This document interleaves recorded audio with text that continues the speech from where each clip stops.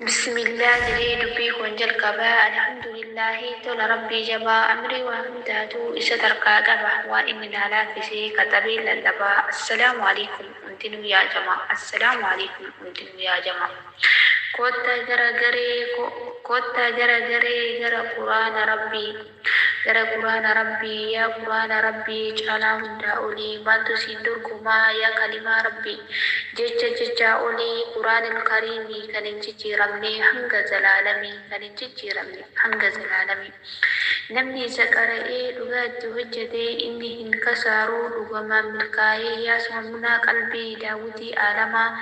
قرآن حديثا برا قرآن كينيا كان جلال دينو هنگا جروتينيا كان جلال دينو هنگا جروتينيا قرآن حديثا برا لبون تينيا قرآن إفادا قوتاني إبسنا قرآن دوادا itti wal'aanamnaa jabaannee barannee ummatas barsiifna. Sahaabaan Rasuulaa sallallahu alaihi wasallam Quraana irratti dhumanii seenaa hin dagatamne nuufis dabarsanii garuu ammaan tanaa osoo lubbuun jirru Quraanni gubamee akka waraqaatti fincaaniin bahamee namuu